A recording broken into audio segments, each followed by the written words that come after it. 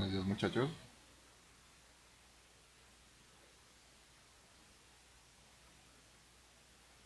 Esperemos un momentico a sus compañeros, estos 3 minuticos para que alcancen a conectarse, ¿vale?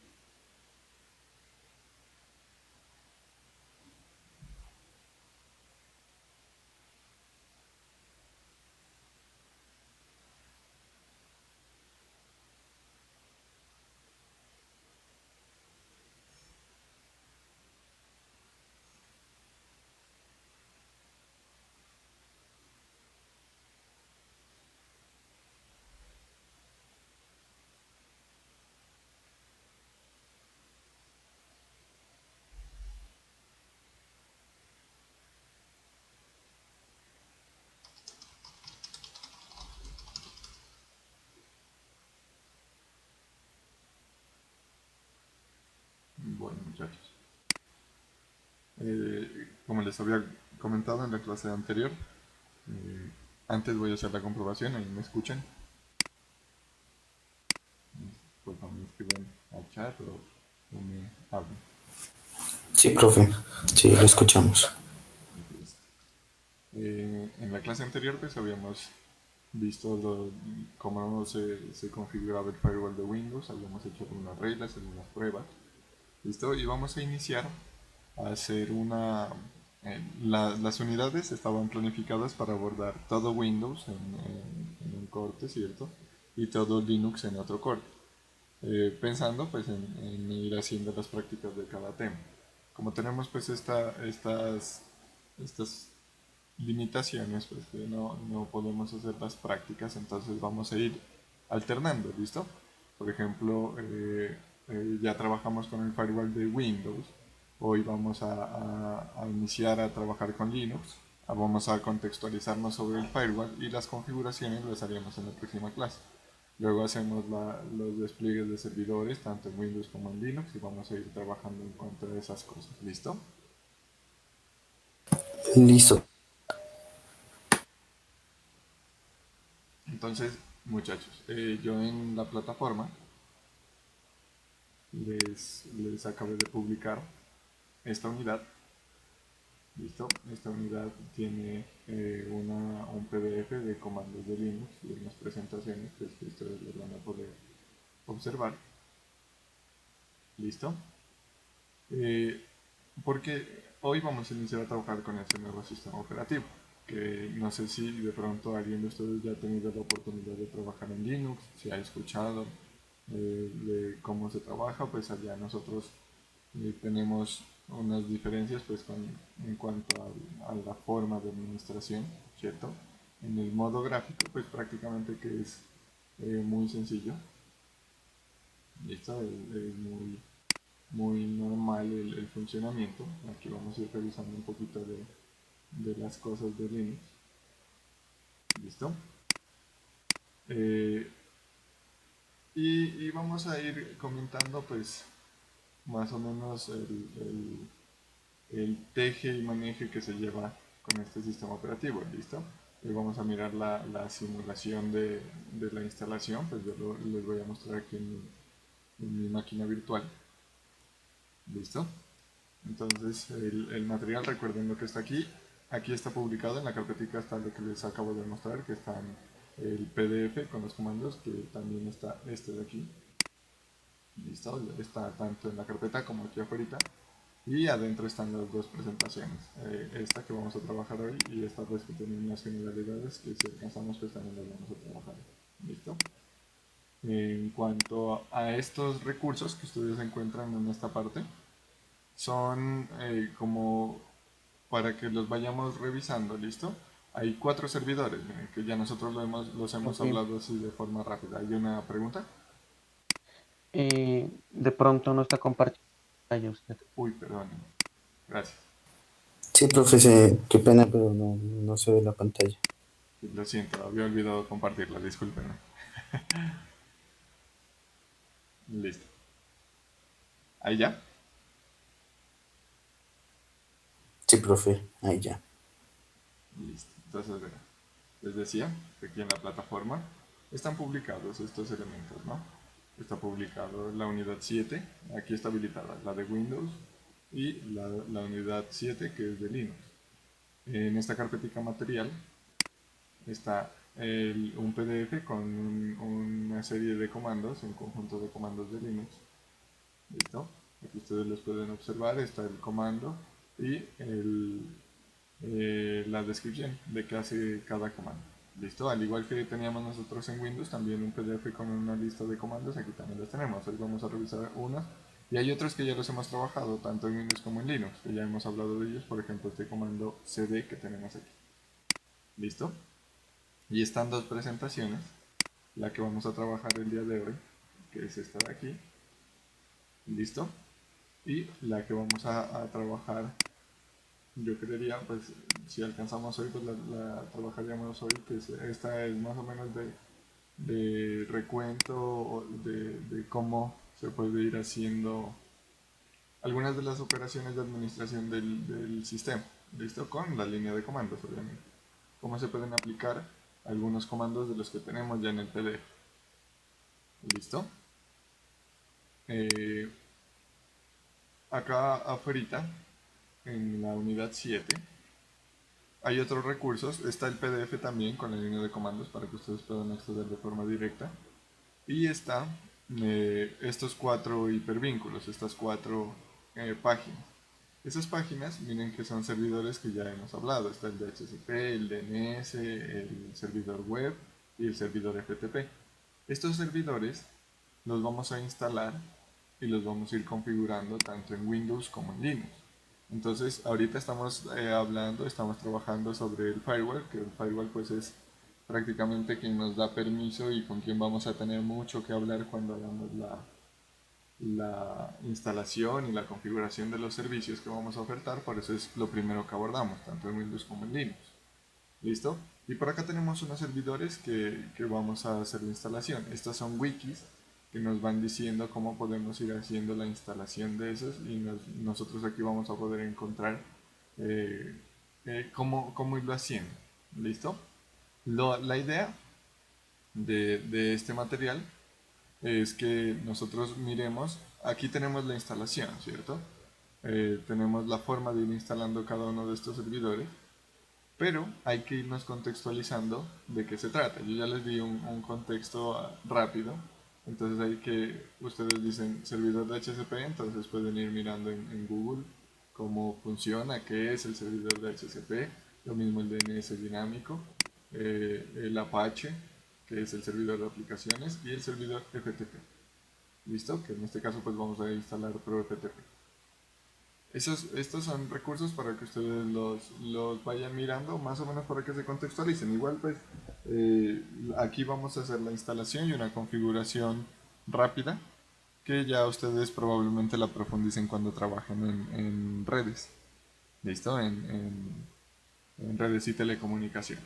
Aquí vamos a aprender cómo se instalan, cómo se ubican en el sistema operativo, cuáles son las diferencias entre Windows y Linux, cómo se pueden administrar, en dónde se administran, dónde se dan permisos, todo ese tipo de cosas. ¿Listo? ¿Hasta ahí tienen dudas? Creo que no. ¿Sí? No, profe. Bueno, yo les había dicho también en la clase anterior que le echen un ojito a una temática que se llama Sentia, a un servidor que el sistema operativo se llama así, se llama Sentia. De pronto le alcanzaron a echar una revisadita o no tuvieron chance. Sí, profe.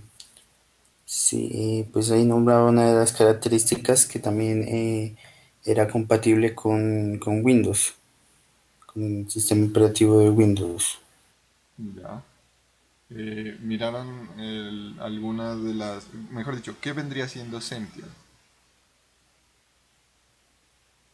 Es como un administrador de servidores, fue lo que leí. Ya, ajá. ¿Alguien más alcanzó a echarle ojito?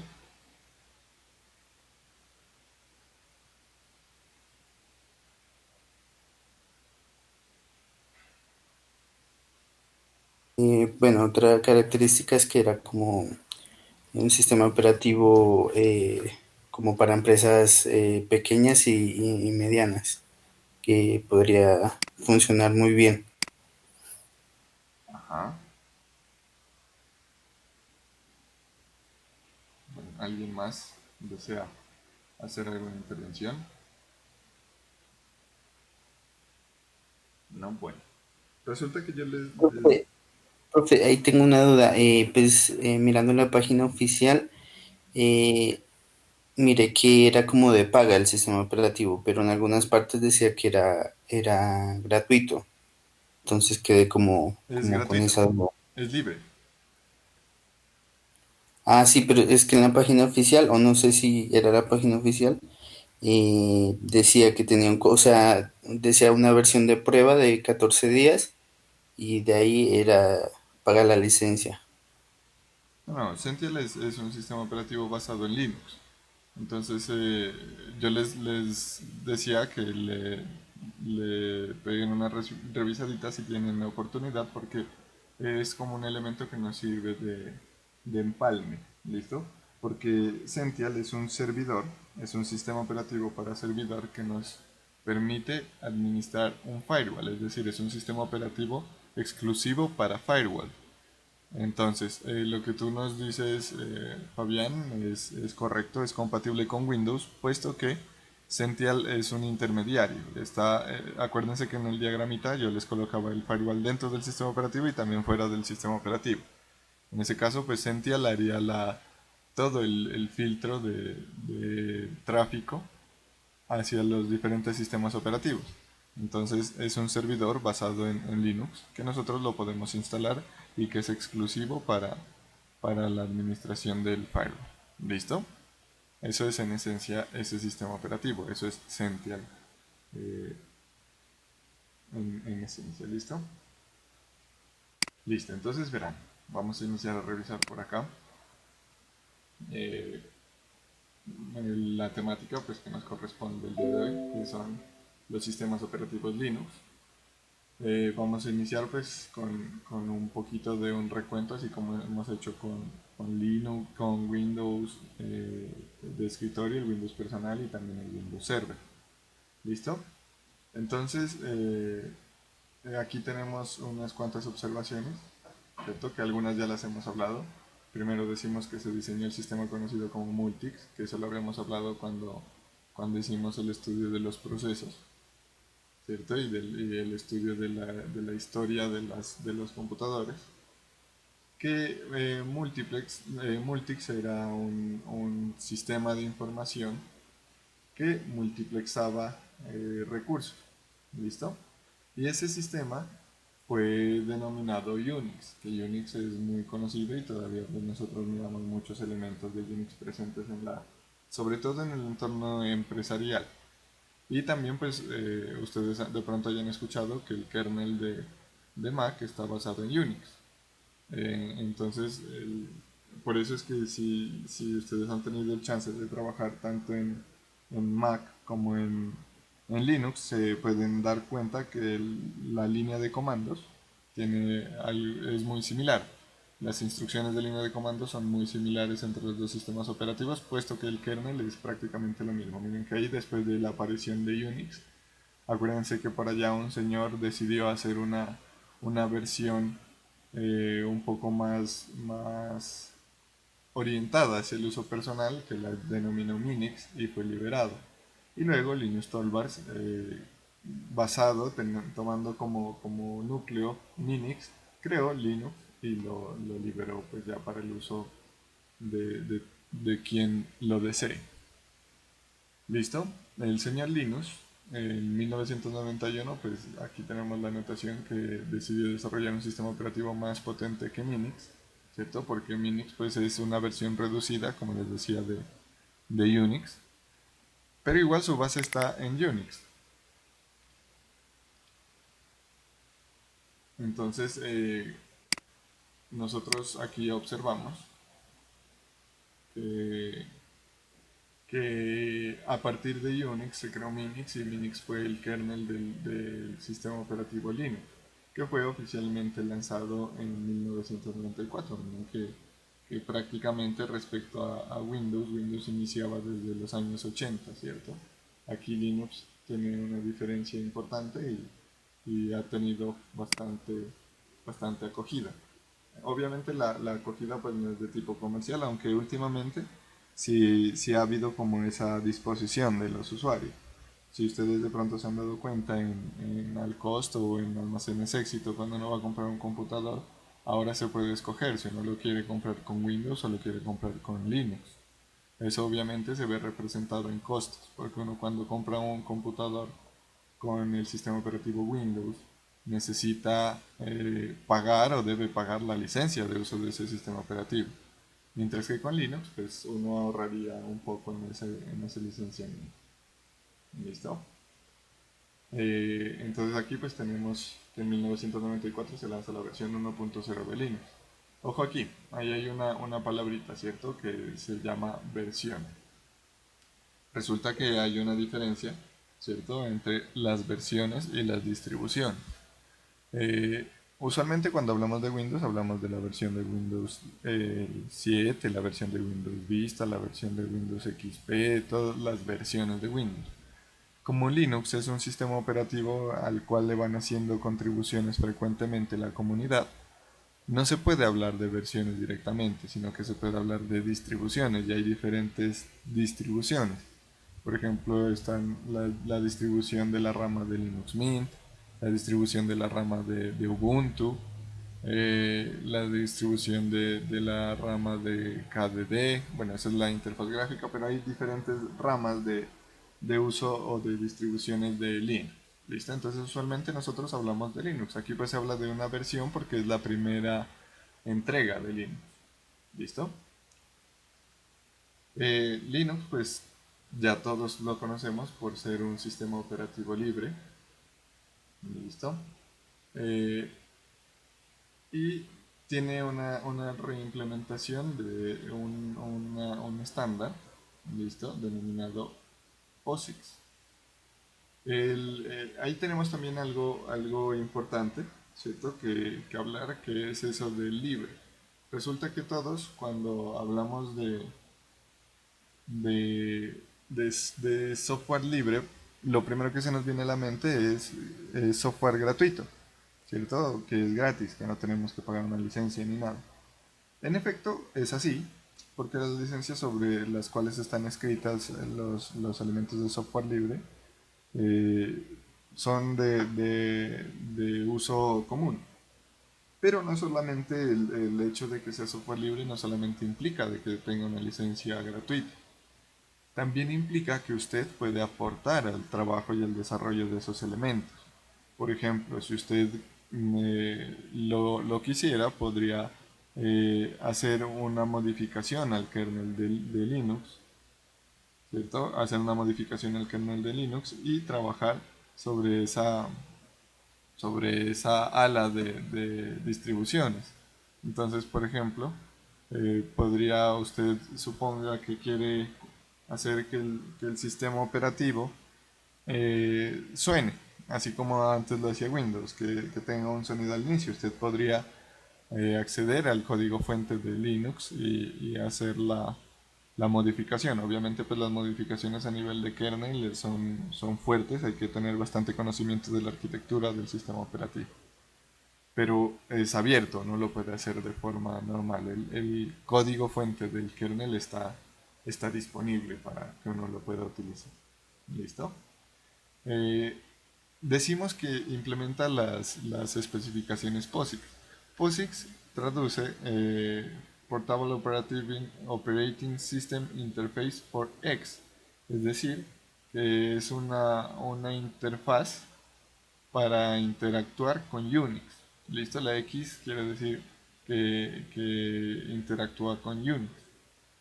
En esencia, es algo que la IEEE aportó como un estándar para denominar a un conjunto de servicios de sistema operativo. ¿Listo? Es un estándar que clasifica un conjunto de servicios para que sean un componente o un conjunto de elementos dentro del sistema operativo. Entonces, esa es como la forma que la IEEE dice eh, que se deben comportar o se deben estructurar los servicios para que sean considerados servicios del sistema operativo, y Linux pues fue el, el sistema operativo que hizo la reimplementación de estas especificaciones. La segunda anotación dice que Linux es similar a Unix, pero la escritura o la composición es diferente y no provienen del mismo lugar. Es decir, como mirábamos, primero fue producido Unix, luego fue producido Minix y luego fue producido Linux como una versión más robusta de esos sistemas operativos, de esos kernel. Entonces, aquí miramos la diferencia, que en efecto pues es una base, un kernel, pero no es, no es producido ni por la misma empresa ni por las mismas personas. ¿Listo? Listo. Aquí tenemos pues una anotación de por qué Linux es libre. Entonces lo que se buscaba era que este sistema operativo vaya mejorando siempre con el tiempo, que cada vez vaya siendo mejor, y resulta que ese trabajo no es sencillo de que una persona lo haga pues ad honorem, es decir, que no tenga remuneración, pero sí es posible de que un conjunto de personas por gusto propio vaya haciendo las modificaciones al sistema operativo para que adquiera robustez y que vayan produciéndose esas diferentes liberaciones del software para que sea un trabajo en equipo y lograr pues tener una herramienta bastante útil. Y miren que se han producido diferentes líneas de trabajo a partir de la primera versión de Linux, lo que les decía, Linux Mint, el Ubuntu, entre otros. ¿Listo? El Fedora, etcétera.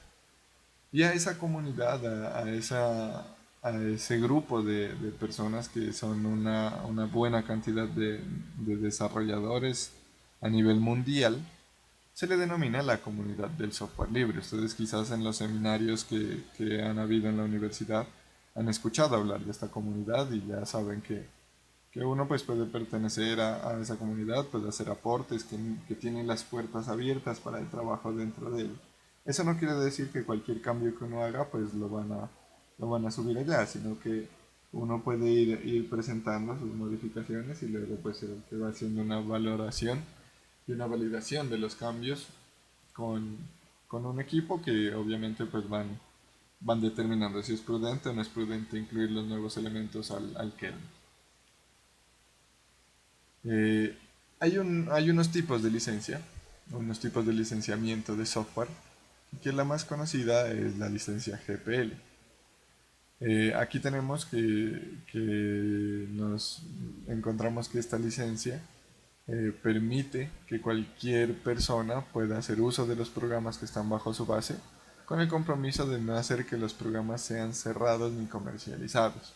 ¿Listo? Es muy frecuente que nosotros encontremos este tipo de licencia cuando trabajamos con GPU, con GPL, con software libre. Eso hace referencia a que nosotros bien podemos utilizarle software, podríamos modificarlo. Obviamente hay algo que siempre se debe respetar y es dar crédito a los autores. Es decir, usted si utiliza un software que tiene licencia GPS, que usted lo descargó, no va a decir este software lo hice yo, sino que va a respetar el trabajo del autor, va a respetar el crédito del autor sobre ese trabajo que usted está utilizando. Y además, este tipo de licencia le impide a usted comercializarlo. Es decir, que usted un software bajo licencia GPL que baja de internet no lo va a vender. Usted lo puede implementar, lo puede usar, puede cobrar por el soporte sobre ese software. Pero no lo va a vender, no puede vender ese software, eso sería un delito. ¿Listo? Entonces, si por ejemplo usted llega y le vende a una empresa un software que tiene licencia GPL y luego esa empresa descubre eso, lo puede meter en líos porque pues es un software que no es suyo, o si es suyo, pues usted lo está trabajando con licencia GPL. Hay otras restricciones, por ejemplo, cuando uno trabaja con licencias de este tipo, y es que suele suceder que la licencia de los productos origen especifica que las herramientas construidas con estos componentes también deben regirse bajo la misma licencia. Es decir, si yo utilizo un compilador o un IDE para hacer un software, ese software debe regirse sobre la misma licencia porque tiene como base el elemento que ya está licenciado bajo GPL. ¿Listo? Aquí tenemos un conjunto de libertades, por eso son las libertades de software libre. Entonces tenemos en total un conjunto de 4 libertades de software libre. Entonces tenemos la primera que dice la libertad de ejecutar el programa como lo desee en cualquier propósito. Esa es la libertad cero. Es decir, nosotros podemos tener lo que decíamos, podemos descargar un software, podemos utilizarlo, ejecutarlo, tenerlo como nosotros queramos, en las máquinas que nosotros queramos, configurarlo, etc. ¿Listo? Esa es la primera libertad, la libertad cero. La segunda libertad dice la libertad de estudiar el funcionamiento del programa y adaptarlo a sus necesidades. Libertad uno. El acceso al código fuente es un prerequisito para esto. Es decir, si usted mira, por ejemplo, un software que está bajo licencia libre y dice, ese software tiene un elemento o un algoritmo que a mí me puede servir. Supóngase usted que estamos hablando de una aplicación web, que en la aplicación web hay un formulario muy bien diseñado para la carga de archivos hacia el servidor. Y usted dice, voy a mirar si ese software es de software libre, entonces voy a poder analizar el código e implementarlo en el software que yo estoy construyendo. Entonces miren que ahí podríamos utilizar esa licencia para apropiar secciones o componentes que sean viables de utilizar en nuestro propio proyecto. ¿Listo? Entonces, esa es la segunda libertad, la libertad 1. ¿Listo? Es decir, que podemos tomar software y reutilizar con un conjunto de componentes o una pequeña parte o un módulo completo o hasta el mismo software completo se lo podría reutilizar, se lo podría acoplar. ¿Listo? Vamos con las otras dos libertades. Entonces dice, la tercera, la libertad 2 dice, la libertad de redistribuir copias para ayudar a los demás. No para venderlas, sino para ayudar a los demás. Es decir, lo que yo les decía, si usted encontró un muy buen software que está bajo licencia GPL y resulta que en una empresa es útil, usted lo puede poner allá, pero no lo va a vender, usted no va a vender el software. Lo que sí puede cobrar es por el servicio de instalación del software y el servicio de capacitación sobre ese software. Cuando el software tiene esa licencia, usted no lo puede vender. ¿Listo? Sino que usted va a ayudar a las personas, obviamente. Si usted encuentra un software, por ejemplo, el de los café internet, está liberado por ahí. Ese usted, supongo que tiene un vecino que va a montar un café internet y le dice, ve, construyeme un software. Y usted encuentra un internet y le dice, pero ya, ya lo voy a hacer, suponga que usted diga yo lo voy a hacer y te lo vendo en tanto, y en realidad lo que usted hace es descargarlo y es bajo una licencia libre. Si usted le cobra por el software, entonces, y luego esa persona lo encuentra gratuito, probablemente le vaya a reclamar, y pues si no es un usuario muy experto, pues más del disgusto no pasaría, pero si ya hay una compañía con un departamento jurídico especializado en software, ahí sí usted podría meterse en líos, pero lo que puede hacer usted es, en lugar de construir, si usted sabe que existe un software de licencia GPL que se acopla al problema, usted le puede decir al cliente, hay este software, lo podemos implementar, usted se tarda menos, no hay que construirlo, podemos descargarlo y montarlo de una vez en la organización, pero pues el costo del despliegue y de la capacitación sobre el uso del software, ese sí lo debe asumir, porque es el conocimiento que usted tiene, ¿listo? Más no el software. Tercer, libertad número 4, denominada la libertad 3, es la libertad de mejorar el programa y publicar las mejoras, de modo que toda la comunidad se beneficie. El acceso al código fuente es un prerequisito para esto. De ahí viene algo muy, muy importante. De esto ya habíamos hablado hace un momentico, que usted puede tomar ese software y modificarlo, tomar el kernel de Linux y modificarlo, tomar componentes del sistema operativo y modificarlos. Lo que no puede hacer en este mismo tipo de licenciamiento es que usted hace una modificación y se la guarda para usted solito. Y si alguien la conoce y sabe que usted tiene una funcionalidad que puede ser útil para esa otra persona y usted no la comparte o, no o la cobra para compartirla, también está faltando a la licencia. ¿Listo? Entonces la libertad 3 hace referencia a eso, a que nosotros podemos modificar en efecto los programas, podemos modificar el software que está bajo esa licencia y debemos, obviamente por prácticamente que es un deber intrínseco, compartirlo. Porque si usted recibió ayuda de la comunidad, lo más frecuente y lo más razonable es que usted también ayude a la comunidad. Entonces, si usted mira que implementó una mejora sobre el sistema, pues obviamente usted le ahorraron trabajo, usted puede ahorrar también trabajo y poder seguir retroalimentando a la comunidad de software libre. ¿Listo? Respecto a esa parte, ¿tienen alguna pregunta? ¿Algún aporte?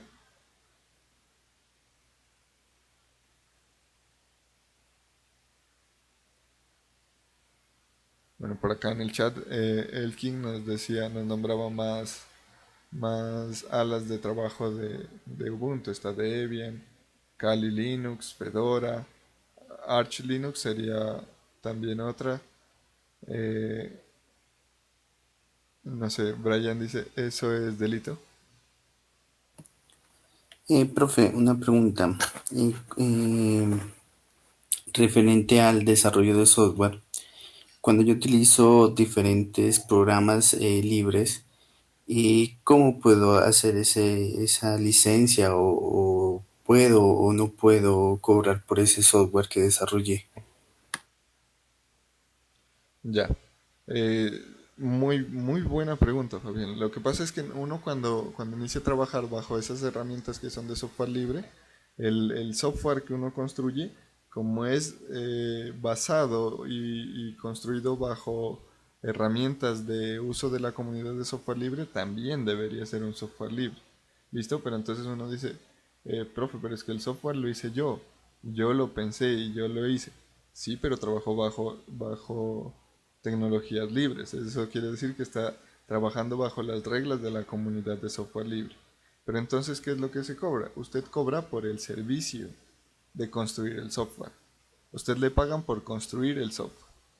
¿Listo? Las tecnologías, si la empresa no le determina unas tecnologías de trabajo, usted puede escoger las que quiera.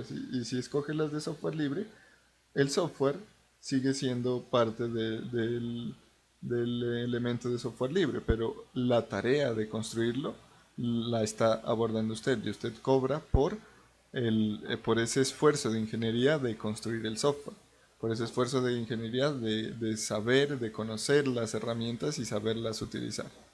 ¿Listo? En ese caso tú vendes el software que es el producto del servicio que tú prestaste, aunque lo hayas hecho con tecnologías libres. Listo, Profe, profe. una pregunta. Sí, dime, Darwin. Profe, usted nos decía que como Mac está basado en Linux, ¿no? En Linux, ¿no? En el kernel de Linux. Entonces, En ¿por qué es una Unix. empresa en Unix? Ah, o sea que no tiene nada que ver con Linux. Verás, aquí en la presentación, miremos, ¿no?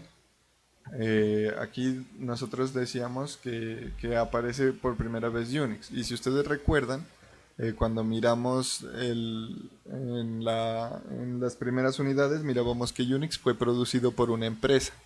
Eso quiere decir que Unix no hace parte del software libre, aunque hay pues ya elementos de Unix que han sido liberados, así como también hay elementos de Windows que han sido liberados para que todo el mundo los pueda utilizar. Pero el kernel de Unix es propietario. Por eso pues Mac puede distribuirlo de esa forma. La gente de Apple puede distribuirlo de esa forma. Ah, vale, gracias, profe. Listo, tenemos una pregunta de Esteban Daniel Rosa. Dice, ¿por eso se debe a tantas versiones en las distribuciones? Recuerda que hablamos de distribuciones, Esteban. Y sí, hay muchas versiones de muchas distribuciones de Linux. Es más, nosotros podemos mirar, por ejemplo, miremos aquí, aprovechando que tenemos chance de compartir pantallas. Miremos, por ejemplo, las distribuciones de Linux Mint. Todos tienen un conjunto de, de grupos de trabajo y nosotros, por ejemplo, podemos observar que hay diferentes países y diferentes núcleos de trabajo sobre las distribuciones. Por aquí, por ejemplo, nosotros encontramos en la descarga de Linux Mint, por aquí nos pregunta, ¿dónde está?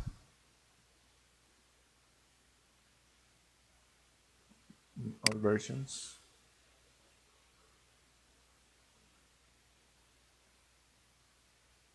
Por aquí están las versiones.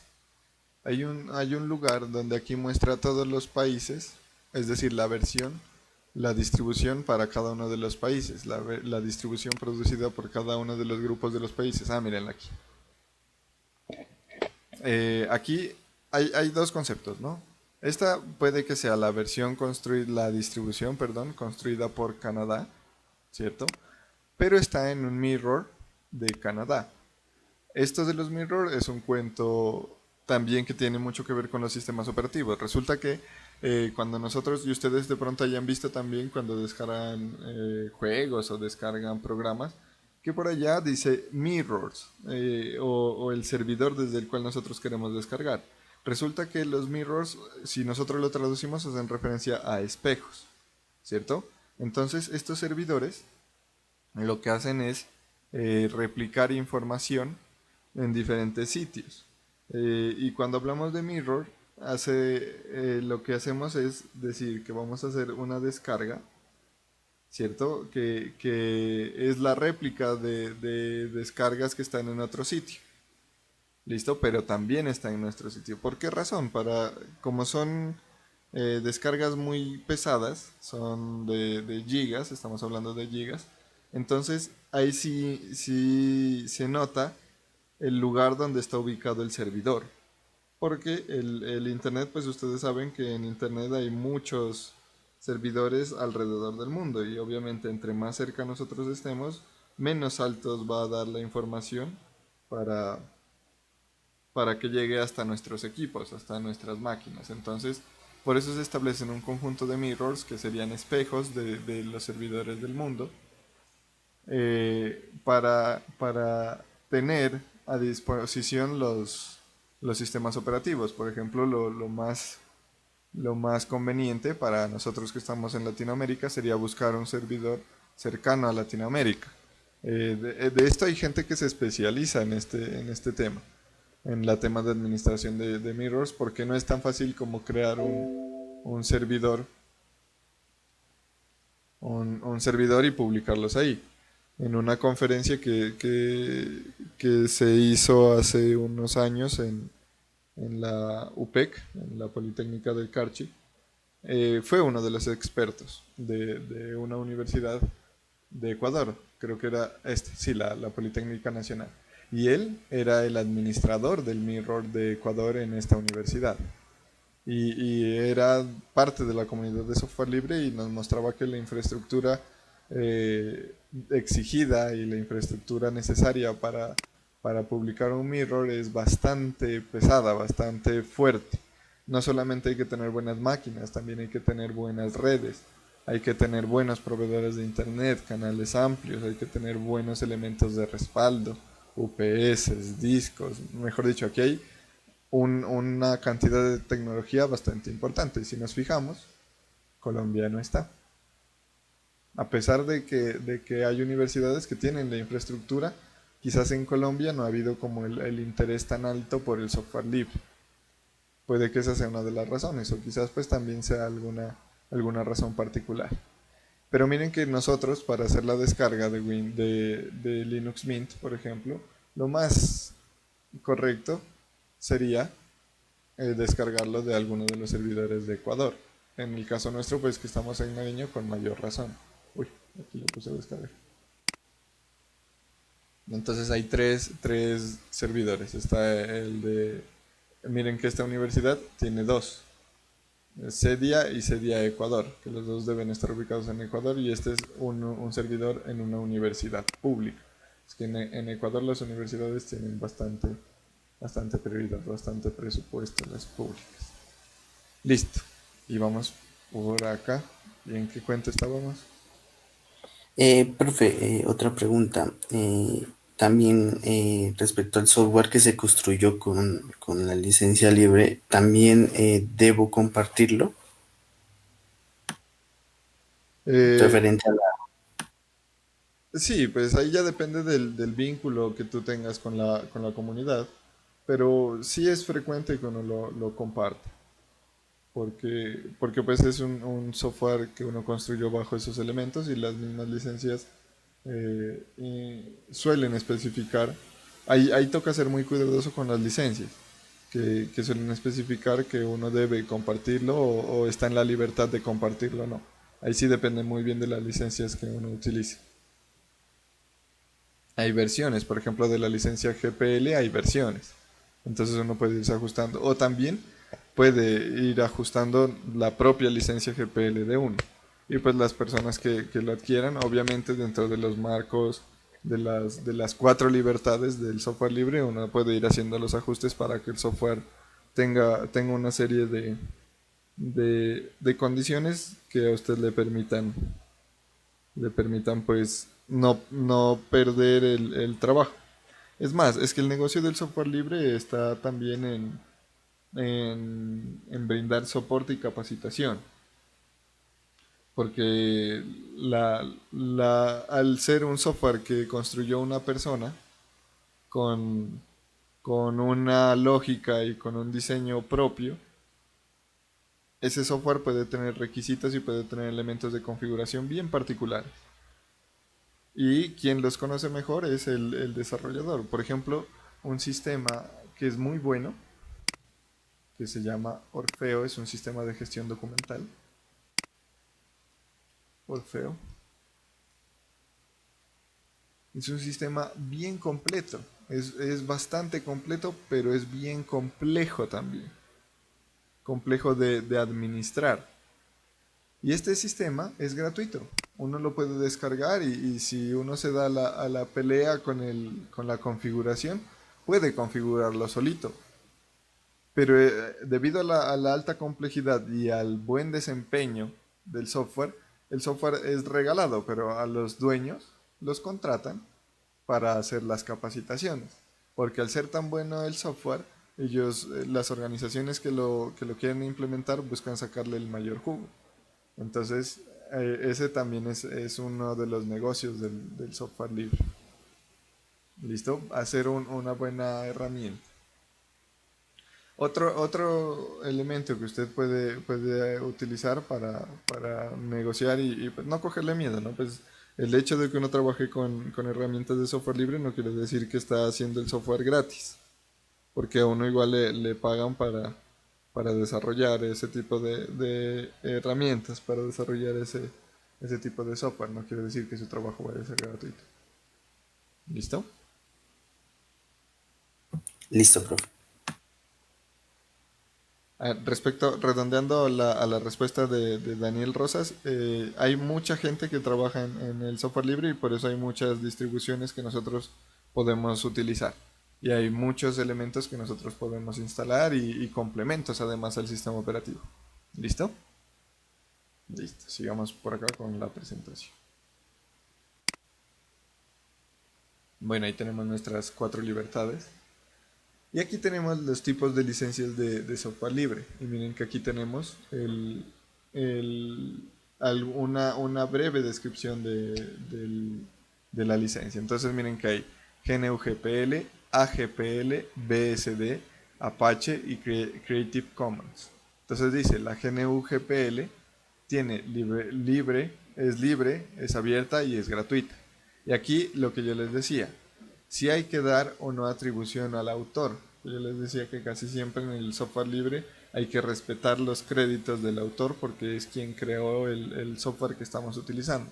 Entonces en GNU-GPL hay que dar crédito al autor. En AGPL dice que es libre, abierta y gratuita. El software es libre, abierto y gratuito y también hay que dar crédito y atribución al autor. En BSD dice lo siguiente, es libre, es abierta, permisiva, gratuita y con cláusula de advertencia. Es decir, esta de permisiva hace referencia a que nosotros podemos implementar unas políticas de acceso, distribución y control de nuestro software. ¿Listo? Unas políticas de permisos, digámoslo así. Y también esas mismas políticas nos permiten a nosotros advertir sobre algunos elementos del uso indebido o de la implementación de nuestro software. ¿Listo? Por ejemplo, puede que en el software nosotros establezcamos una restricción muy fuerte y es que solo funcione, digamos, con una versión específica de un motor de base de datos por particularidades que tenga el software. Entonces por aquí podemos ir estableciendo esas cláusulas. Y no es necesario dar el crédito al autor. Entonces miren que aquí hay un tipo de licencia así también. La licencia Apache dice que es libre, abierta, con copyright y disclaimer. El copyright hace referencia a los derechos de copia, como sería su traducción, de copia y distribución. Es decir, de ir vendiendo el software y distribuyéndolo. Entonces hay alguien que ya tiene los derechos. Si usted está creando un software desde cero y lo libera con este tipo de licencia, entonces usted va a tener derechos sobre la copia y distribución de ese software. Entonces muy probablemente le tengan que informar o le tengan que retribuir o que las donaciones que las personas quieran hacer al autor del software vayan a llegar siempre a usted. ¿Listo? Porque tiene derecho sobre la copia y distribución. Y esta Creative Commons hay que ser bien cuidadosos con ese tipo de licencia porque en el software la propiedad intelectual es bien nebulosa, es complicada. La propiedad intelectual aquí es complicada. Resulta que cuando nosotros hablamos de propiedad intelectual, usualmente pensamos en las ideas que tenemos. Pero resulta que en la vida no se puede, como quien dice, registrar o patentar ideas. Eso no se puede, se patenta elementos concisos. ¿Listo? Cuando hablamos de propiedad intelectual, hace referencia al tipo de solución que se creó, al tipo de solución que se diseñó con el software. Más no a que yo estuve pensando en crear este software y luego alguien lo hizo, pero como a mí se me ocurrió primero, le voy a reclamar. Eso no se puede en el mundo del software. ¿Listo? Y en el mundo en general. Porque no puede usted demostrar que usted se le ocurrió primero esa idea. No es muy fácil de demostrar, pero si usted genera un diseño, genera una arquitectura y esa arquitectura la registra, ahí sí, si alguien tiene la misma arquitectura y la quiere registrar como un producto intelectual de esa persona, no va a ser lo más adecuado porque, o sea, si es igualito, si es similar, usted lo registró antes. Así lo hayan pensado en tiempos diferentes y no haya sido copia, usted lo pensó antes, lo registró, lo construyó antes, entonces ese software tiene la propiedad intelectual sobre el primer autor que lo creó. Por ejemplo, si a usted se le ocurre hacer una aplicación como Word, la propiedad intelectual no va a ser suya porque su base de trabajo es Word. ¿Listo? Y en este tipo de licencia se debe dar siempre atribución al autor. ¿Listo? Aquí nosotros, bueno, ya pasando un poquito a la parte del sistema operativo, nosotros tenemos una forma de identificar los elementos o los componentes que están conectados y que están siendo administrados con nuestro sistema operativo. ¿Listo? Entonces, cuando nosotros hablamos de los discos, pues es un elemento muy importante a tener en cuenta dentro de nuestro sistema operativo. Y como hay diferentes tecnologías de conexión, ¿listo? Como tenemos diferentes tecnologías de conexión de los discos duros, nosotros eh, vamos a tener diferentes marcas, por decirlo así, de, de reconocimiento de nuestro sistema operativo, de los discos de nuestro sistema operativo. Entonces miren que aquí aparece la tecnología IDE y la tecnología SATA. ¿Listo? Y aquí nos muestra que hay diferentes unidades de disco. Entonces tenemos un disco principal, un segundo disco y un tercer disco. Cuando hablamos de discos de tipo IDE, con tecnología IDE, se reconoce siempre, miren que aquí se mantiene, ¿no? La palabrita dev, que aquí miramos que es un directorio, dev, tanto en IDE como en SATA, y eso hace referencia al lugar donde están reconocidos los dispositivos, los device. ¿Listo? Por eso es dev, de device. Ahí están reconocidos todos los dispositivos. ¿Listo? Y para identificar los dispositivos de tipo IDE se coloca o se antepone HD, Hard Disk, que fue pues la primera tecnología que nació, entonces pues se reconocía así, Hard Disk. Y para identificar si es primero, segundo, tercero o N disco, se tiene el sufijo A, B, C o tantas unidades como tengamos. Con SATA, pues ya se cambia, en lugar de hard disk sería SATA disk, que también es un hard disk pero con tecnología SATA. Y también tenemos la conexión de tipo A, la distinción A, B y C. ¿Listo? En los discos duros nosotros podemos tener diferentes particiones lógicas, ¿listo? Y particiones externas. Entonces, cuando nosotros tenemos particiones, se denominan de esta forma: Recuerden que nosotros podemos, según el tipo de partición, podemos tener una cantidad de particiones. Por ejemplo, para las que habíamos estudiado, las particiones primarias y extendidas, tenemos un número máximo de 4, entre 1 y 4. Y se identifican con, este sería una conexión de tipo SATA, el disco SATA, el principal con un indicativo 1, el secundario un indicativo 2, el disco IDE eh, principal con una partición 2, el disco SATA eh, del tercero con una partición 4 y así podemos hacer las distinciones. Y lógicas, pueden haber más de 5 particiones. Recuerden que teníamos una parte extendida. ¿Se acuerdan que cuando hicimos las particiones en el aula de clase, por allá mirábamos que había una unidad que se iniciaba a particionar solita, que ya eran particiones lógicas? Iniciaban a contener particiones de las particiones. Cuando nosotros hacemos la visualización en nuestro sistema operativo, lo miraríamos así. Entonces miraríamos acá en el nombre del dispositivo, miraríamos el identificador. Estos todos serían los discos SATA con su número de partición.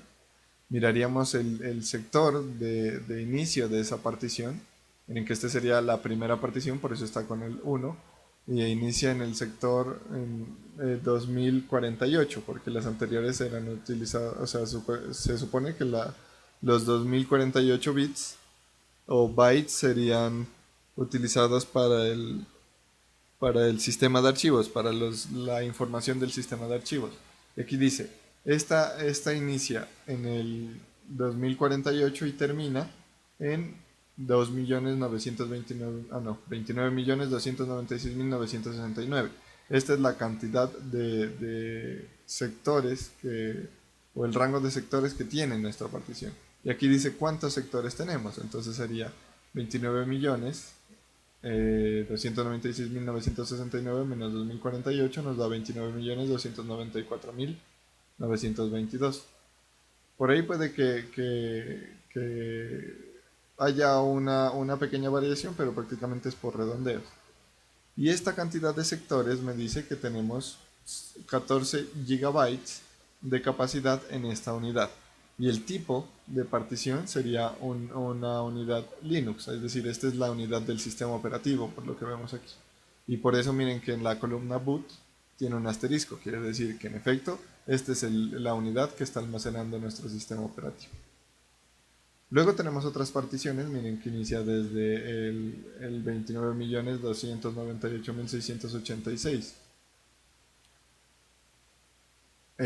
Aquí también pues tenemos desde donde inicia, en donde termina, y tenemos los sectores, la cantidad de sectores que ocupa, y el tamaño, el identificador de la unidad y el tipo de la unidad. Así tenemos todo nuestro nombramiento de nuestras unidades. Eso ya lo vamos a mirar en ejecución. Para visualizar las particiones, nosotros tenemos un archivito en el cual está el registro de las particiones. Entonces, aquí miren que ya inicia a aparecer un conjunto de comandos. Y iniciamos a utilizar un conjunto de programas. Y es, por ejemplo, aquí estamos diciendo el nombre, ¿cierto? El nombre del equipo, este sería el usuario. Aquí ya establecemos algo muy importante, que ya lo habíamos hablado en alguna sesión, cuando hablamos de lo de rutear el sistema operativo, que decíamos que hay un proceso de ruteo del sistema operativo de Android. Y el ruteo era loguearse como superusuario. Y por eso es que nosotros cuando miramos las aplicaciones de superusuario, por ejemplo los iconos aquí, supersu, miremos los iconos de esas aplicaciones, miren que son diferentes, ¿no? Pero miren que todas tienen un numeral, ¿listo? El icono predominante en esas aplicaciones es un numeral. ¿Por qué razón? Si nosotros observamos aquí en la presentación, miren que aparece el nombre del usuario, el nombre de la máquina y aquí aparece un símbolo de pesos. ¿Listo? Ese símbolo de pesos me está indicando que soy un usuario sin privilegios. Cuando soy un usuario con privilegios, aquí en lugar del número de pesos, me aparece el símbolo numeral. Lo que me quiere decir es que estoy logueado como superusuario, que tengo permisos de superusuario. ¿Listo? En este caso, pues tendríamos la ejecución del programa cat, ¿listo? Sin permisos de superusuario sobre el archivo proc partition. Ese programita cat lo que hace es mostrarme en la consola de comandos, mostrarme el contenido de un archivo. ¿Listo? Ya lo vamos a mirar también en la descripción de los comandos. Por aquí nosotros tenemos pues una herramienta de particionamiento que se llama gpaired, que lo podemos ejecutar en nuestro sistema operativo para la administración de particiones. Este es para sistemas operativos Linux. Recuerden que nosotros habíamos hecho la partición de nuestros discos en Windows con la misma herramienta que Windows nos provee. Acá también tenemos unas herramientas, por ejemplo gpart, que en Windows también podemos instalar otras, pero la más común pues es la que viene con el sistema operativo. Aquí hay una buena cantidad de herramientas para hacer particionamientos. Listo, que ya también las usaremos cuando lleguemos a la parte práctica. Esa es otra de las formas, ¿no?, de visualizar las particiones. Entonces miren que cuando tenemos acceso al modo gráfico podemos tener una visualización distinta. Otra de las formas sería buscando las unidades. Ahí tenemos otros dos programas. Listo, y tenemos una caracterización del comando.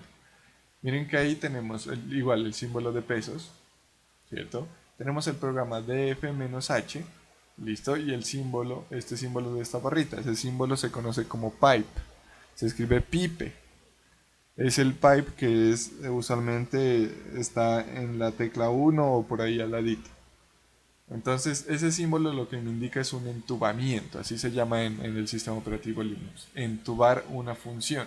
Es decir, voy a ejecutar este programa y posteriormente con lo que haga este programa yo voy a ejecutar este otro programa. ¿Listo? Aquí lo que haría es mirar el contenido de los dispositivos conectados al host y sacar con grep es como un buscar, sacar los que inician o los que tienen por ahí dev, que ya nosotros mirábamos que dev era el lugar donde se ubicaban o donde se sectorizaban las particiones de disco. Entonces ahí obtendríamos todos los dispositivos administrados por el sistema operativo y con este comando. Y sobre ese resultado buscaríamos solamente los que están o los que pertenecen a la sección dev. Y aquí nos aparece el disco 1 y el disco 2 con 19 GB y 92 GB respectivamente. Y aquí nos da más información sobre la capacidad que tiene, la capacidad disponible, el total, el usado, perdón, y el porcentaje de uso. Acá lo mismo, tendríamos la capacidad total, tendríamos la capacidad utilizada y la capacidad disponible. ¿Y cuál es el directorio de raíz para acceder a esa unidad? ¿Listo? Como cuarta opción tendríamos el programa fdisk, que este necesita permisos de superusuario, y aquí tenemos una palabrita más que la vamos a utilizar frecuentemente nosotros. Esta palabrita sudo que tenemos aquí, ¿listo? Es como la abreviatura de decir superusuario hágalo. Si nosotros lo dividimos, SU sería super user, do sería el do en inglés de hacer. Super user do el programa que le vamos a decir aquí. Hágalo como superusuario, por eso es sudo. ¿Listo? Entonces, al decirle hágalo como superusuario, él va a decir voy a ejecutar este programa, voy a ejecutar esta instrucción, pero la voy a ejecutar con permisos de superusuario. Y por eso miren que aquí me dice cuál es la contraseña para que IG Nucio tenga permisos de superusuario. Entonces ahí nosotros ya podríamos ejecutar o una contraseña de root o una contraseña de nuestro usuario si tenemos permisos y loguearnos como superusuario. ¿Listo? Y al ejecutar este comando, aquí miren que precisamente por tener una cantidad más alta de permisos, unos requerimientos de permisos de mayor nivel, nos va a dar mayor información y vamos a tener una capacidad de acción mucho más alta. ¿Listo? Entonces ahí tenemos la información de cada dispositivo. Aquí está el primer dispositivo, que es el B. Acá está el B1, sería una partición de este. Por acá aparece ya un listado de otros dispositivos y nos va dando información adicional. ¿Listo? Este FDisk es una herramienta muy importante de administración y de recuperación de discos. Aquí tenemos un recuento pues, de lo que ya habíamos visto del sistema de archivos. Que el sistema de archivos en las particiones son las EXT, que teníamos diferentes versiones. Teníamos la versión solita, la versión XT2, la 3 y la 4. Y mirábamos las fechas de lanzamiento, ¿cierto? Esta diapositiva es prácticamente para recordarla, que nosotros ya la habíamos visto cuando estudiamos la parte de particionamiento de los sistemas operativos. ¿Ahí tienen dudas hasta el momento? ¿O aportes? No, profe. Iba a preguntar algo, pero veo que vamos a esa parte. Listo. Listo. Resulta que nosotros, pues hay unas unidades, ¿cierto? Como los discos duros que los miramos aquí, que esas unidades son ya permanentes en los sistemas operativos. Pero hay otras que no son siempre disponibles, no siempre están conectadas. Por ejemplo, las memorias USB que nosotros tenemos. ¿Listo? Entonces existen diferentes puntos de montaje como lo vemos nosotros aquí. Los puntos de montaje hacen referencia a dónde nosotros queremos ubicar nuestro dispositivo de almacenamiento. Miren que por ejemplo aquí en esta diapositiva, en la opción 3, nos muestra el lugar en donde está disponible nuestro recurso, nuestro disco sería en este caso, que en este caso este primer disco estaría disponible en la raíz y el almacenamiento de este segundo disco estaría disponible en el home. Entonces nosotros podemos escoger en dónde va a estar montado nuestro disco, en dónde vamos a identificar nuestro disco para utilizarlo. Entonces, cuando nosotros hacemos la conexión o el montaje de un dispositivo, podemos montarlo en un directorio raíz o en un sector conocido como memoria swap o en el sector home. Cuando ustedes la han observado de pronto en Linux o en Mac, los que han tenido la oportunidad de utilizar estos tipos de sistema operativo, han notado que cuando se conecta a una USB no sucede como en Windows, que aparece en mi PC o en el equipo, sino que aparece un icono en el escritorio, ¿cierto? Porque por defecto en esas máquinas, cuando se hace una conexión de los dispositivos, lo que hace es relacionar el dispositivo al home. ¿Listo?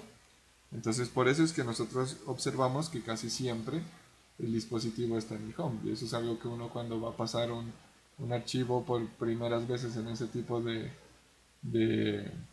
de sistemas operativos, lo que hace es que al estar acostumbrado a trabajar en Windows, inicia a buscarlo en el equipo, en la raíz o por allá. Y casi siempre está en el home. Cuando ya uno configura que se monte en la raíz, lo puede hacer. ¿Listo? Que sería prácticamente la ubicación donde vamos a referenciar nuestro dispositivo, donde vamos a tener, como decir, el acceso directo, digamos. ¿Listo? Y ahí hay otra palabrita, hay una palabrita bien importante que es la memoria swap o el espacio swap. Resulta que nosotros tenemos un sector de memoria que es una memoria de intercambio. Que nosotros ya habíamos visto que la memoria RAM es como la memoria que nos permite a nosotros tener ese intermediario entre el disco duro y el procesador. Nosotros cuando trabajamos con la memoria RAM, pues tenemos una capacidad moderada de memoria. Pero a veces los sistemas operativos necesitan extender esa memoria Acuérdense que en uno de los pasos de multiplexación mirábamos que la RAM se quedaba cortica y iniciaba a hacer un traslado al disco, ¿se acuerdan? Que decíamos, como aquí ya no alcanzó, inicia a multiplexar el espacio y va tomando pedacitos en la RAM y el otro lo deja o en el procesador o en el disco y los va alternando, los va pasando de forma iterativa. Y ese paso de forma iterativa al disco no llegaba directamente al sistema de archivos. Nosotros no especificamos esa parte porque aquí lo íbamos a estudiar. Pero no llegaba directamente la información del programa al sistema de archivos, sino que llegaba a un punto, a una sección denominada la memoria swap, que es una memoria de intercambio. ¿Listo? Que también es reservada para transacciones de alta velocidad. Entonces nosotros, por eso es que hace algunos años nosotros mirábamos que, por ejemplo, con la memoria USB podíamos simular que extendíamos la memoria RAM del equipo.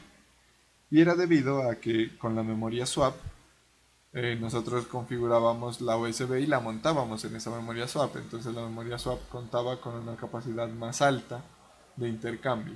Y por eso parecía que teníamos más RAM, pero en realidad no. ¿Listo? Esa es la memoria de intercambio. Podemos montarlo también en esa sección. ¿Listo? ¿Preguntas?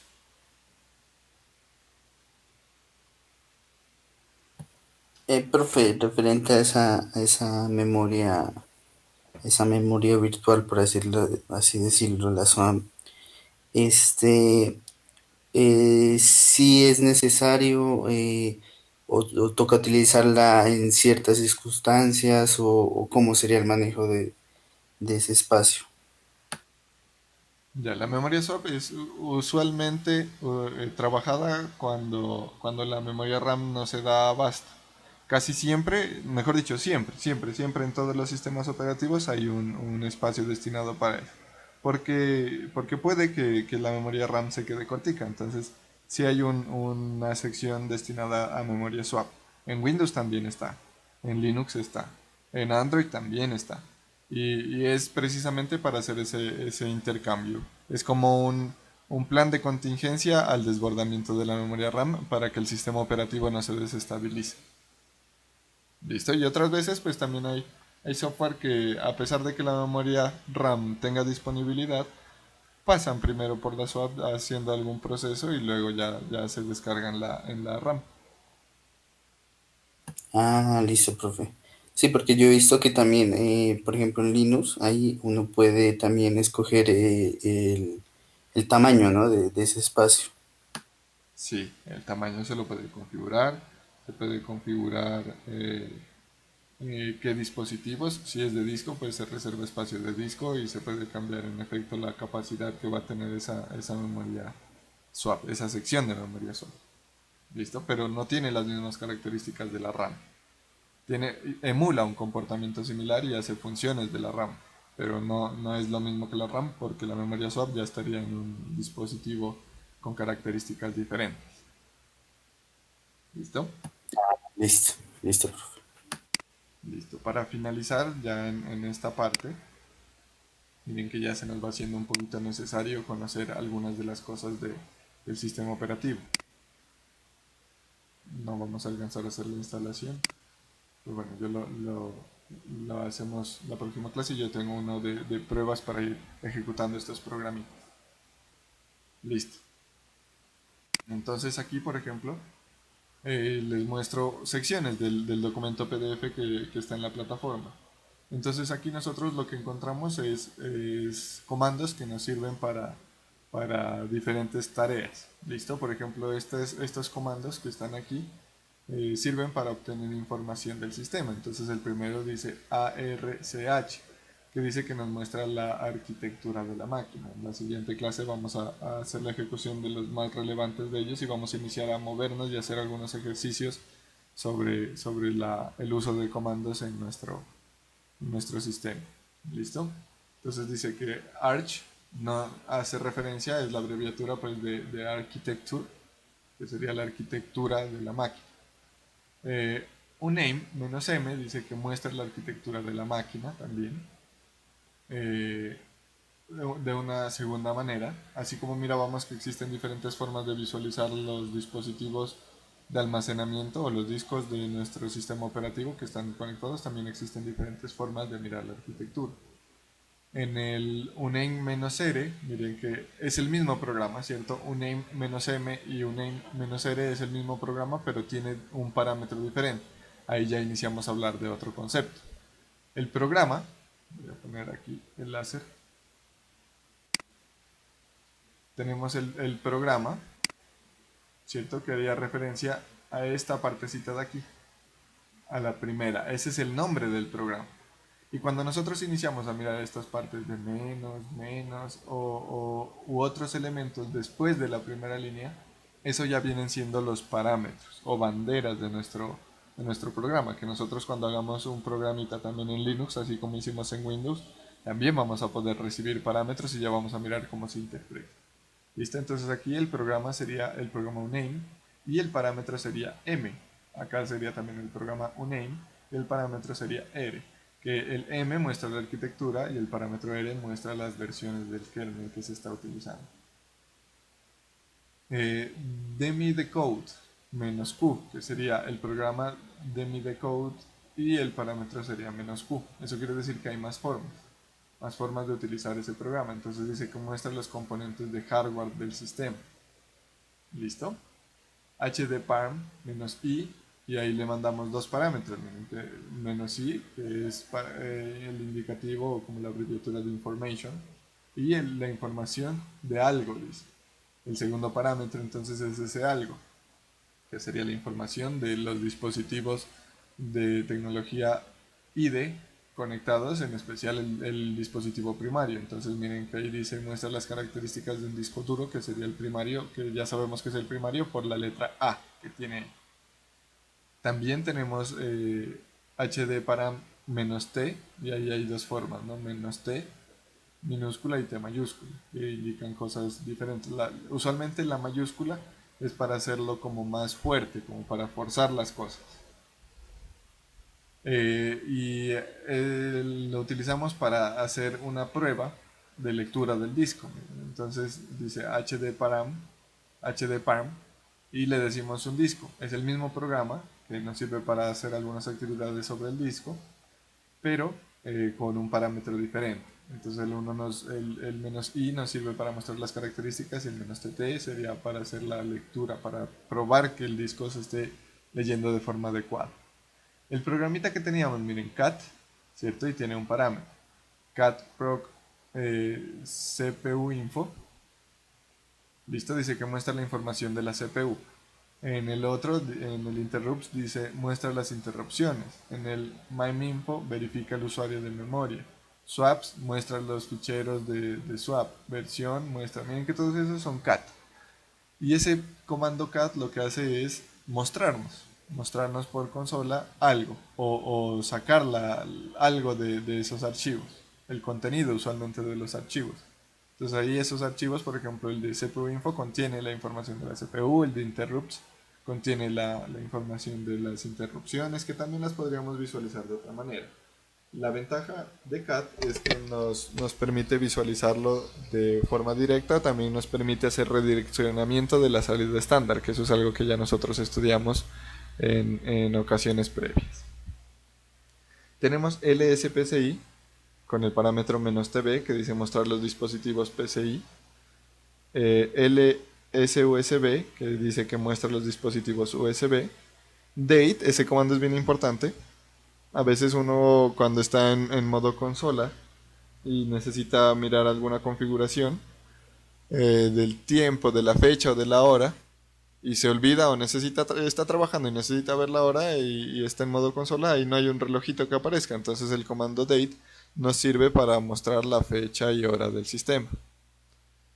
El comando cal, el programa cal, y le mandamos un parámetro que sería el año, dice que muestra el almanaque del 2011. O sea, cal sería la abreviatura de calendar. Listo, entonces mostraría por consola el almanaque del 2011, porque ese es el parámetro que le estamos estableciendo. Si queremos el almanaque del 2020, pues sería cal 2020. Cuando le decimos cal 07-2011, sería del mes 7 del año, que sería julio, y lo mismo, nos muestra el almanaque del mes 7 de julio. Aquí tenemos las opciones para reiniciar, apagar y cerrar sesión en el sistema. Entonces tenemos el que ya utilizamos en Windows. ¿Se acuerdan cuando hicimos el inicio en Windows? Que teníamos shutdown para apagarlo aquí también. Entonces dice shutdown "-h now". Ese "-h" quiere decir el tiempo de espera. Y el now le está diciendo "-h ahora". Apáguelo ya. No espere nada. ¿Listo? O también el init 0 apaga el sistema cerrando pues los diferentes procesos. Telinit 0 también apaga el sistema de diferentes formas. Tenemos comandos diferentes para hacer la misma operación. Halt también apaga el sistema. Miren que ahí tenemos más formas del programa shutdown. Tenemos shutdown "-h" para que se apague en tantas horas. El shutdown "-c" para cancelar un apagado planificado. El shutdown "-r", que sería para reiniciarlo ahora. El reboot también inicia el servidor y el logout también cierra sesión. Miren que con shutdown nosotros podemos dejar programada el apagado del servidor en tantas horas. Si son las 5 y queremos que se apague a las 10, entonces lo programamos. Podemos dejar instalando algo, descargando algo y programar el apagado automático. El comando cd, que ya lo hemos trabajado nosotros, entonces está cd/home, que entraría al directorio, el cd punto punto, que ya nosotros lo estudiamos, que sería para ir yendo hacia diferentes directorios. Bueno, ahí tenemos punto punto, dos puntos, que hace referencia a retroceder un nivel, que sería lo mismo que decirle cd punto punto. Listo, ahí tenemos cd punto punto slash punto punto slash, que sería retroceder dos niveles. Cd, ir al directorio raíz. Cuando no le especificamos una ruta, simplemente nos vamos al directorio raíz. El cd user 1, iríamos al directorio user 1 de la carpeta en la cual estamos. Y tenemos por último cd menos, que sería regresar a un directorio, sería como el cd punto punto. pwd es otro comando que utilizamos con frecuencia, que nos muestra la ruta del directorio en el cual estamos. Porque a veces nosotros trabajando en la consola puede que nos desorientemos en un poco. Entonces le decimos pwd y él nos va a decir, usted está en /home /pruebas, por ejemplo. Por si nos olvidamos del lugar en el cual estamos ubicados en el sistema de archivos.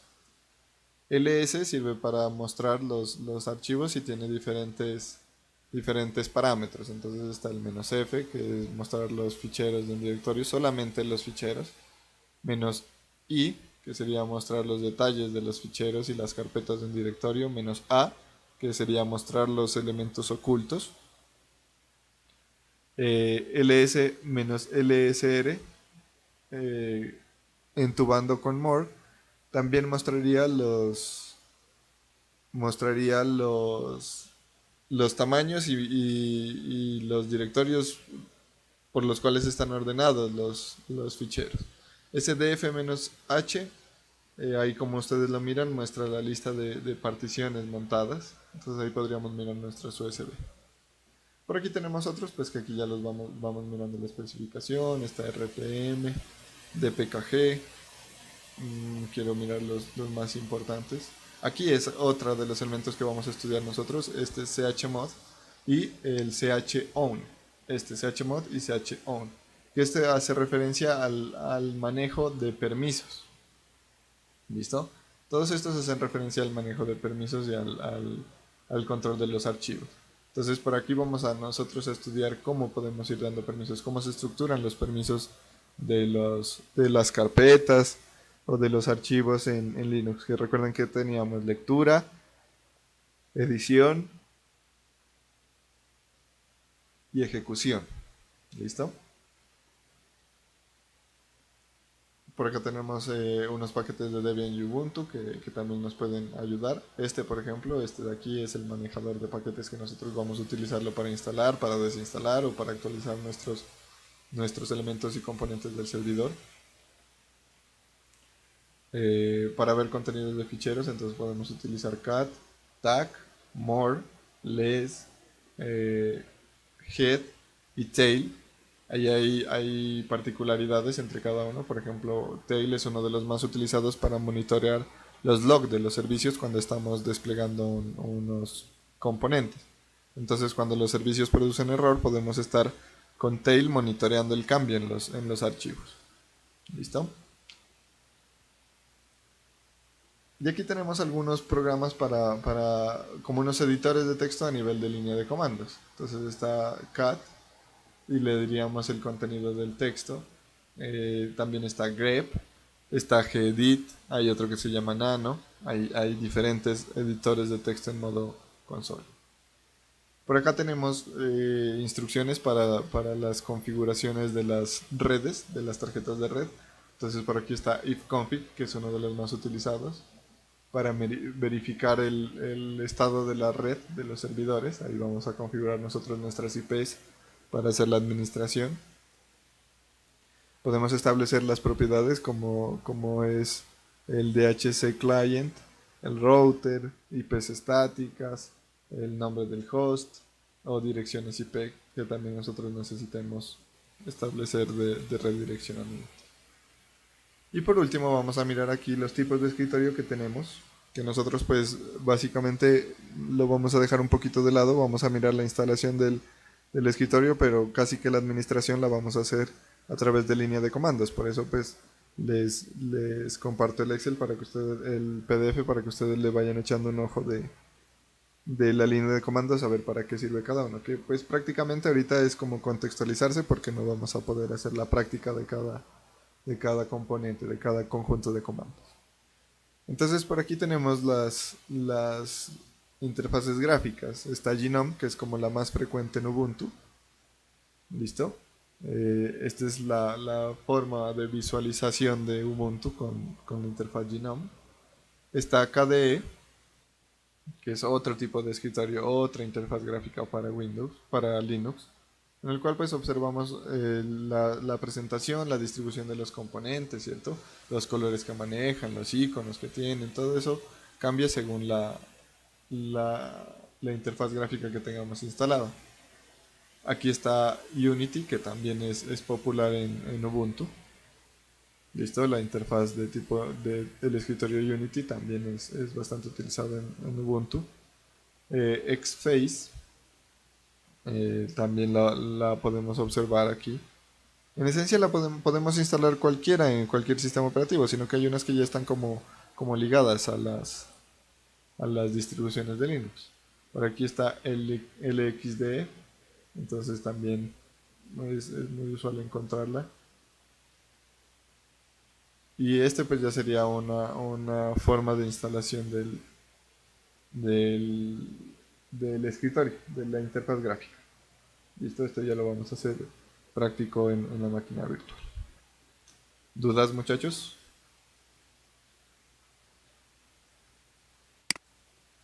¿Ninguna? ¿Todas?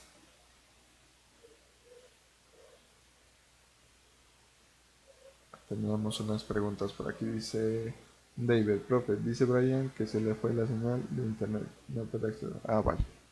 Vale, David, no hay problema.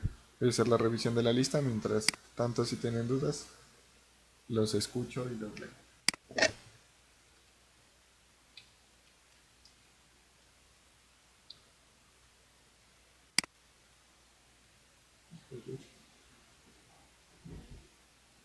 Tenemos a César Elkin Riascos, a Fabián Bedoya, a Juan Manuel Maya, Miguel.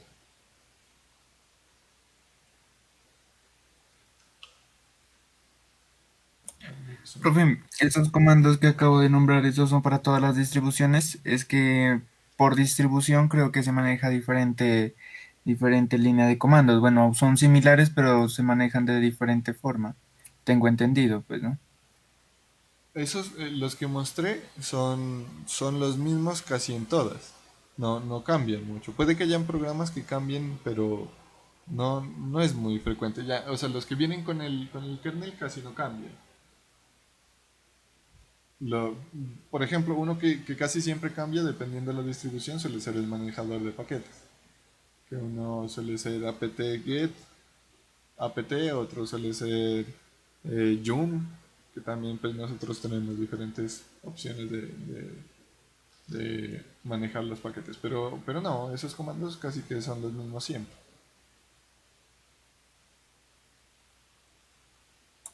Ah, bueno, profe, gracias. Bueno,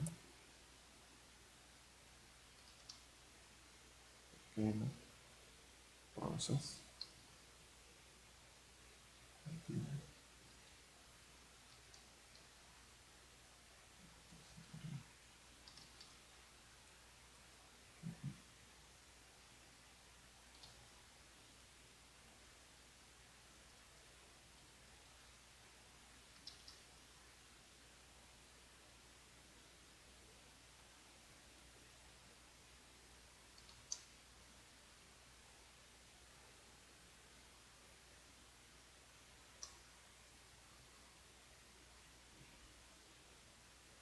Si alguien de pronto no lo tengo en la lista, por favor, háganme saber para registrarla acá.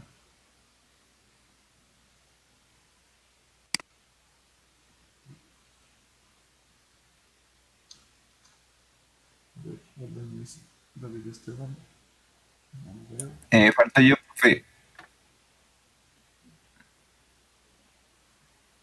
Abajito de Luna Zamora, profe. Eso. Montilla Cabrera Juan. ¿Han sabido algo de Juan Montilla? ¿Quién es él? No lo recuerdo, pero sé que ha faltado bastante.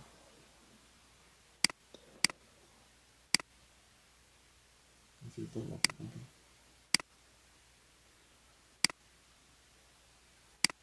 Después de Semana Santa, no, las últimas tres faltan. Pero la semana pasada no lo tuvimos en colegio. Bueno, Cristian sí me dijo que tenía dificultades. Listo. Bueno, muchachos, si no hay más dudas, entonces por hoy dejamos hasta ahí.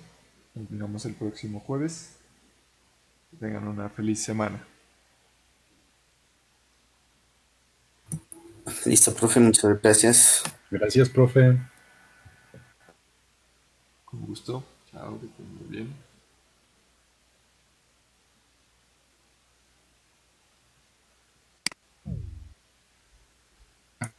Gracias, profe. Hasta luego. Chao, que estén bien.